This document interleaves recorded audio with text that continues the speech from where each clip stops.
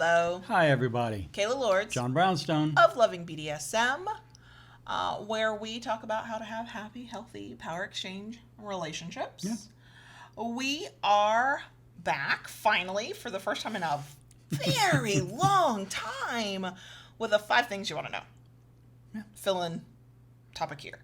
And this time, we've talked about how to negotiate in your power exchange. We've talked about what we think you need to know about kinky scenes. But this time, we're going to talk about a few things we think you need to know about exploring a new kink for the first time. Ooh.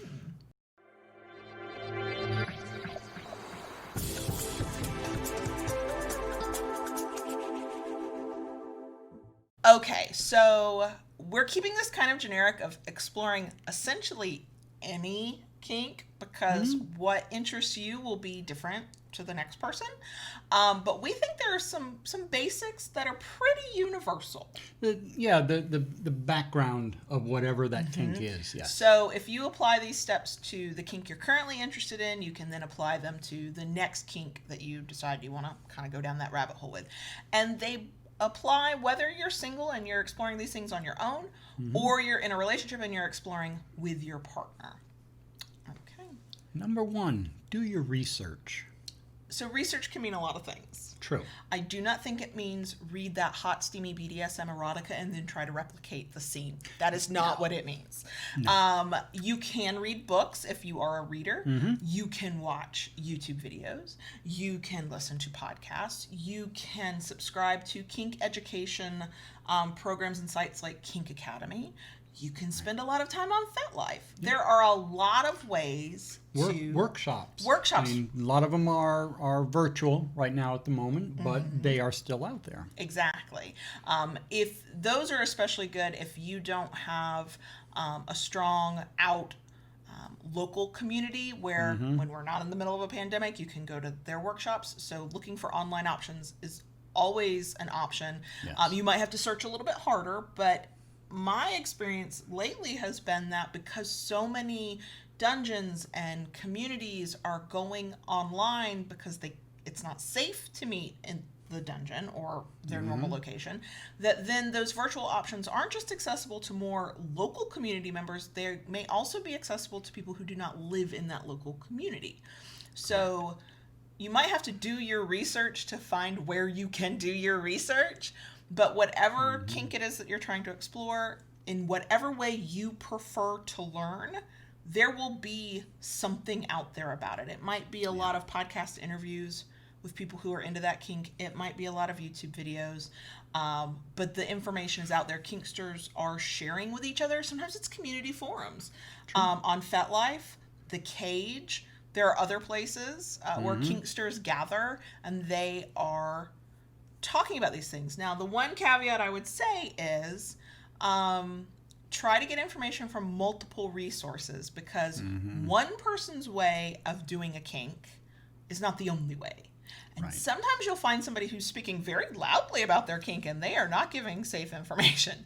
So if you can gather information from multiple places, then you can kind of decide, okay, this sounds safer, that sounds not like my thing at all, and you can make better decisions. Number 2, talk to your partner. So this does assume, in this case, you have a partner or a person in your life that you want to try this kink with. Whether you don't have to be in a steady power exchange relationship, but maybe you have a play partner that when the urge strikes, you get together and you do your kinky thing. Yeah.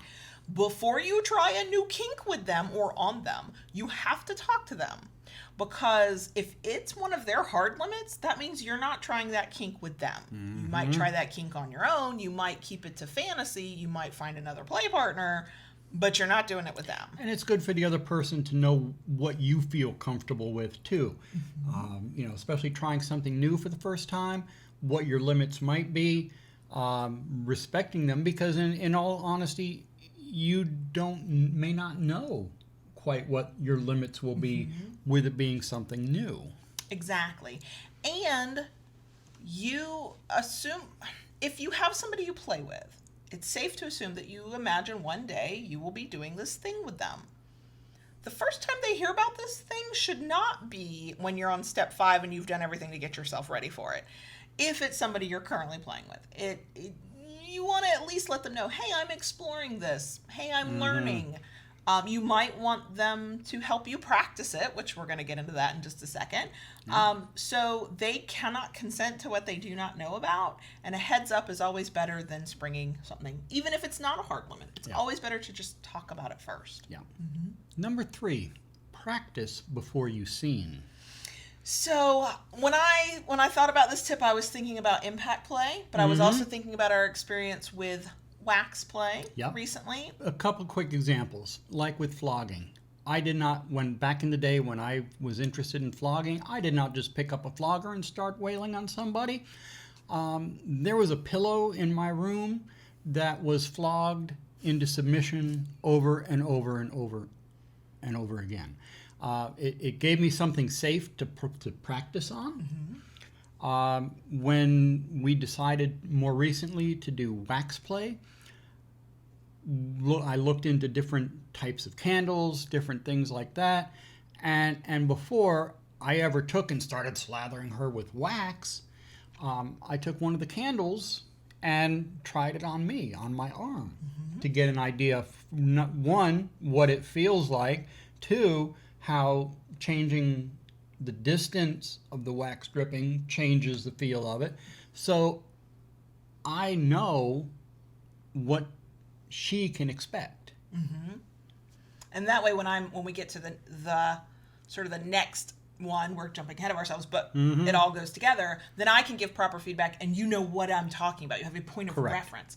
But there's also, if you're playing with something that has pieces, parts, maybe you're playing with an electro wand kit. You need to practice plugging it in, turning it on, changing out the pieces. If you're practicing, if you want to get into bondage and you're using rope, you want to practice ties on yourself, on a stuffed animal, on a mannequin, on somebody who is actually teaching you about bondage, whatever the forum might be for learning.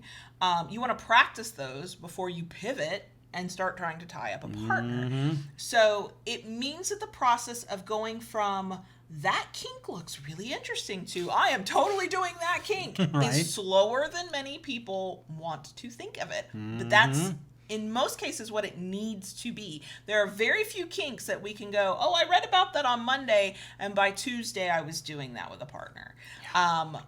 BDSM plays on the edge of danger. There are things that when done really well feel amazing, create amazing experiences, and either when not done well or just when a mistake happens, real harm can come to people. So it doesn't really matter what you're playing with, what kink you're exploring, there's going to be some level of practice that needs to happen before you start scening with it. Number 4, start slow. So you're going to say that sounds like practice. What I mean is you have practiced, so you feel proficient enough on your own that you can use this toy, you can do this technique, you know what this feels like. Now you can pivot and play with a partner. Starting slow there is not automatically, the way we play at least, going a full-on scene. Very first time after you had practiced with the wax and you had done your research and you felt ready to try this out on another human being, I was not naked. I held my arm out over our kitchen table and went, okay, pour it on me. And then the next step was, we did try it on my bare back. It still wasn't a scene. We were just in our bedroom where I could take my shirt off. I think every time we played with wax from that point forward, we went a little further. It got a little sexier. In the starting slow period, I was giving a lot of feedback. This is what it feels like. This is what I like. This is what I don't. And we were experimenting because, one, again, using wax play as an example, not all candles are suitable for it. There are a number of candles that are suitable for wax play, but they each have different aspects to them. So we were trying different ones till we found the right one. Exactly. I think together we went through 4 sessions before the most recent one that we would call more of a scene. I'm naked as the day I'm born. I'm laid out over the surface where we play with all of the towels and the this and the that, and you've got all of the tools you need for wax play. Right. And we knew what to expect. I think in that case it was a new candle we were trying. Yes. But we had all of the other basics down, and so there was a little bit of feedback, but once we realized this is a good candle for wax play, I was able to let go in the way I like to do in a scene. Yes. And just let you play. And if I needed to let you know, ooh, that's too much, I could. But it was much more scene-like. It was much more flowing and in the moment. It was not experimentation. It was, I'm doing this thing is happening, we're interacting. And by with that point, I got enjoyment out of it, and so did she. Right. And you can get enjoyment out of the smaller, slower practice steps as well. It just tends to be a different kind of enjoyment. It's not usually, depending on how you're wired as a human being, it's not usually the same level of a full-on scene when you're in the headspace and you're in the moment and you're being your best dominant, submissive, top, bottom self. And so that's where we finally got to. And now we've had all of that. And now all you would have to do is give the signal that we do that there's going to be a scene. We're doing this tonight. And we can just play now. Yep. We are still learning. There's always still going to be feedback provided in a scene. But it's much more within the kink power structure and not in the learning level. True. Which brings us to number 5, keep learning. Yeah. You are never an expert on your kink. I don't care if you've been doing it 20 years. There's always something new to learn. So if it's something you really enjoy, when you see a workshop or a book or a video or whatever on it, go ahead and check it out, because even if it's something that's talking about the basics, they may come at it from a perspective you don't have, and you'll pick up a little tidbit from that. Exactly. And that's something, granted, it doesn't happen every time. But yeah, even going to 101 workshops, sometimes I pick up little things that are like, oh, that's really good. If I add this into what I'm already doing, it'll make it even that much more enjoyable. So yeah, there's always something that you can learn from somebody. So it pays to attend the different workshops and, learn new things, learn new techniques. It pays. The way you do something, the way you teach yourself to do that kink is not the only way that there is. We can all learn from one another. Sometimes we learn from each other's mistakes, so we hopefully know what not to do. Sometimes we learn a new technique that creates a new sensation, or we get an idea for a way to incorporate our kink into a scene in a new way. And we expand our horizons, and we realize that there's no one way to do anything. And then we get to grow as a community because we're all learning from each other, and we're all hopefully having better kinky experiences as a result. So that's what we have to say about that.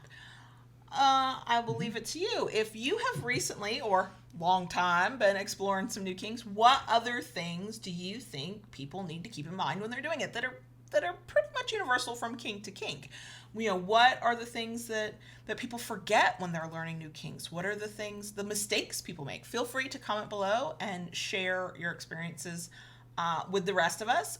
For anybody who is new to the idea of self-taught kink, which is what we all sort of do, any other resources we have from our podcast, videos, blog, we will link those down below so you can do a deep dive into the topic. And yeah, I think that's it. Those are our 5 things. Yeah. Okay, so if you enjoyed the video, give it a thumbs up. We like thumbs ups. Subscribe to the channel if you want more of this. And don't forget to hit that notification bell so you are notified when we upload new content. Just do what Daddy says. And if you really, really like what we do, join us on Patreon at patreon.com/KaylaLords. Bye.